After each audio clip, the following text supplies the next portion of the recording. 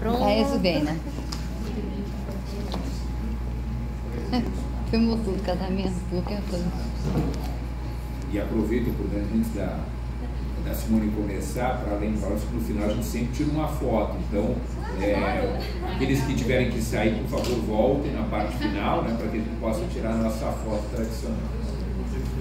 Pessoal, boa tarde. Meu nome é Simone Alvarez. Boa tarde, professores, colegas, parabéns a todos que se apresentaram. Meu nome é Simone Alvarez, eu sou professora universitária.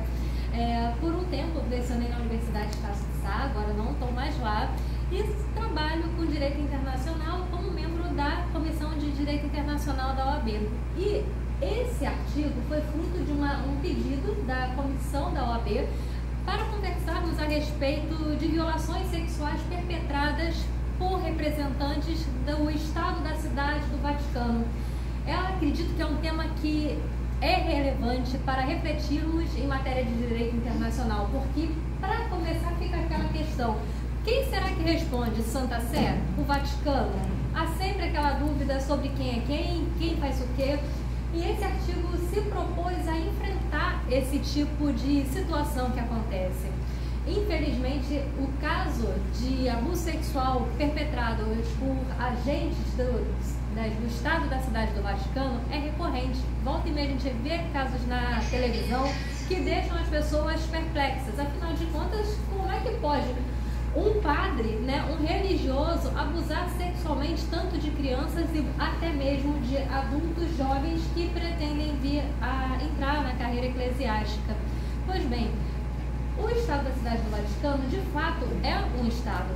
E muito se indaga se seria a Santa Sé ou o Vaticano. Contudo, é possível verificar, até mesmo no site da Organização das Nações Unidas, que o Vaticano assina tratados internacionais.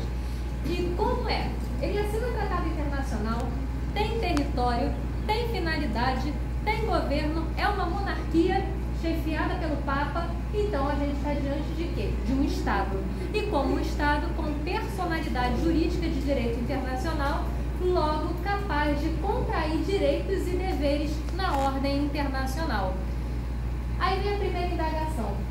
O Vaticano, ele não costuma assinar tratados internacionais com muita frequência, principalmente aqueles que aderem à jurisdição internacional em seu território. O Vaticano não é parte da Convenção Europeia de Direitos Humanos. Tanto que na Bélgica belgas já entraram com ações requerendo indenizações e a responsabilização dos representantes do Estado do Vaticano para que cumprissem com o dever de não praticar mais abuso e indenização. Contudo, perderam o processo. Afinal de contas, a Bélgica não tem poder de polícia algum em relação ao Vaticano e aos nacionais do Vaticano naquele tipo de situação. Aí veio o próximo passo. Qual foi o próximo passo? Entrar com uma ação dentro da Corte Europeia de Direitos Humanos. Não pôde prosperar isso com razão. Por mais que, quando a Corte Europeia de Direitos Humanos declarou-se incompetente para julgar aquela ação, desse aquela sensação de impunidade, na verdade ela estava concretizando o que o artigo 34 da Convenção Europeia determina, que é o quê? Se declarar incompetente no caso de eventual queixa contra algum país que não é parte da Comissão Europeia, da União Europeia. Logo, ela realmente não podia fazer nada. Tá.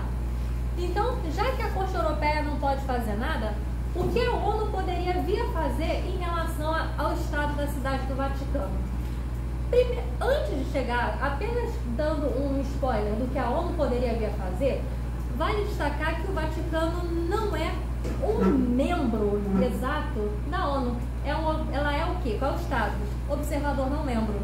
Ela não vai ser tão penalizada caso ela deixe de ser membro, porque ela já não é membro. O Vaticano já não é membro da ONU.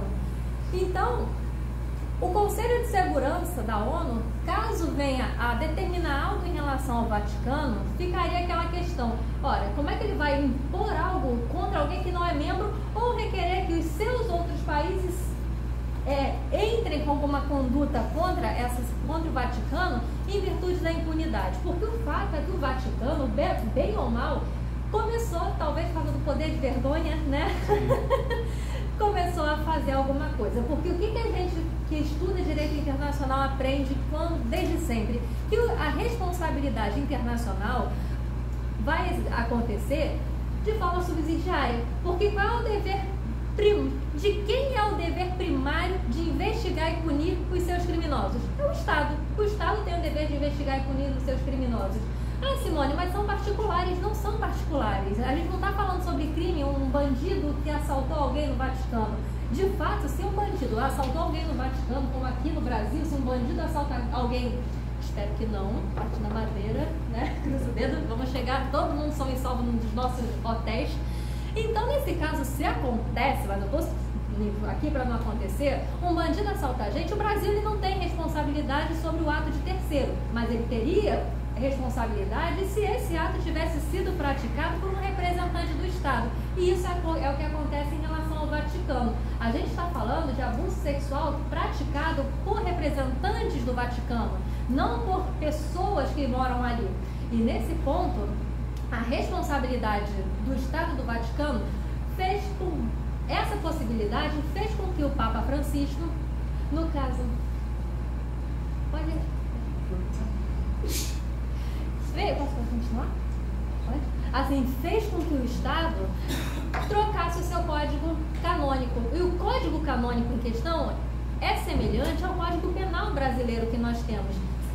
Crimes que antes ficavam apenas restritos ao âmbito da Igreja Católica passaram a ser contemplados também no Código Canônico do Vaticano. E com isso, a possibilidade de uma eventual reparação começou a ficar dependente da perpetuidade de omissão.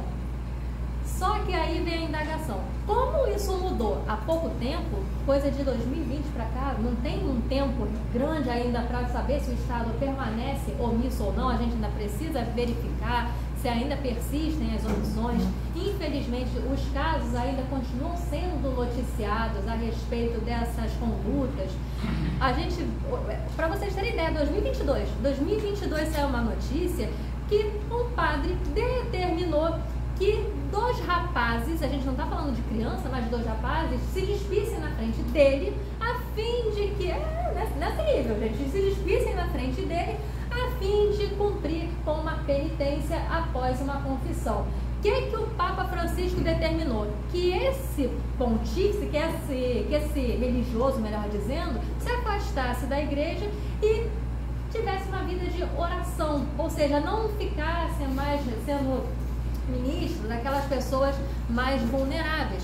Agora, será que uma vida de oração seria o suficiente para coibir eventuais violações futuras? Vamos combinar, ficar orando não é uma coisa que dói na gente. Eu gosto, então eu adoro ficar orando. Se alguém me condena a ficar orando, eu vou me amarrar. E com isso, há uma indagação sobre se isso permanecer, o que fazer? Bem, já que ele não é membro da ONU, o Vaticano não é membro da ONU, não é membro da Comissão Europeia, ele não faz parte não faz parte da Convenção Europeia de Direitos Humanos. Logo, ele não tem como ser responsabilizado pela Corte Europeia.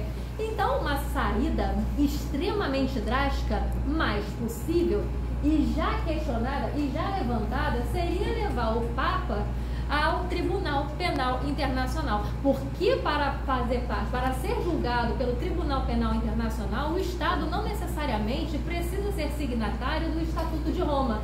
E esse Estatuto de Roma é o que pode vir a ser a solução, porque se levar uma vida de oração pode ser completamente insuficiente para coibir eventuais abusos, vamos combinar que ver um Papa sendo julgado por um Tribunal Penal Internacional é algo extremamente constrangedor e completamente possível. E como isso poderia acontecer? Pois bem, ele não é signatário do Estatuto de Roma. Contudo, o Conselho de Segurança da ONU consegue garantir a jurisdição do tribunal quando oferece ele mesmo a denúncia ao procurador e o procurador segue em frente a fim de levar o caso a julgamento. De fato, o Tribunal Penal Internacional tem um problema, é lento. Isso, aí tanto que a gente vê, por exemplo, 2005, o que foi julgado pelo Tribunal Penal Internacional aqui no Brasil?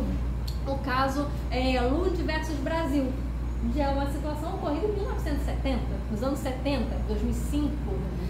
Até uma denúncia de 2022 ser julgada pelo Tribunal Penal Internacional, quantas outras pessoas já não seriam abusadas sexualmente, sendo que, finalizando até para não tomar muito tempo dos demais colegas, finalizando, o Estado do Vaticano viola direito internacional. Ele é signatário da Convenção sobre o Direito das Crianças.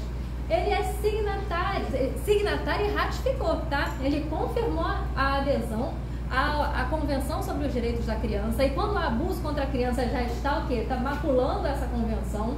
Também é signatário da Convenção sobre Tortura, não ratificou. Mas isso significa que o Estado vai poder desrespeitar essa convenção porque não ratificou? Claro que não. Porque a Convenção de Viena sobre o Direito dos Tratados determina exatamente que, caso haja assinatura de um tratado internacional, que esse país signatário não venha a ter atos que violem o cerne daquele tratado internacional, não venha a ter atos contrários ao objetivo daquele tratado internacional. Fora que a gente está diante de direitos humanos. Direitos humanos são normas jus cogens imperativas do direito. Pessoal, então, antes de finalizar a minha apresentação, vou fazer um breve sorteio de um livro Temas Contemporâneos de Direito Internacional. Eu vou contar com a ajuda dos professores para fazer esse sorteio. Professor, é só falar o número de 1 a 31. 23, professora. 1 a 12. 10. Alguém faz aniversário em 23 de outubro? Quem faz aniversário em outubro aqui? Eu faço nessa sexta-feira. Faz nessa semana? Ninguém faz aniversário em outubro? Vem cá, você que vai ser presente de aniversário. Você tá...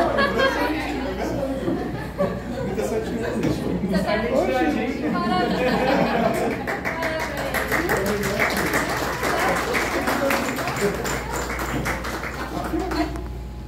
Mereceu, vai ganhar presente de aniversário. Parabéns pelo seu trabalho. Obrigado. Vai usar a hashtag Inácio Bezerra.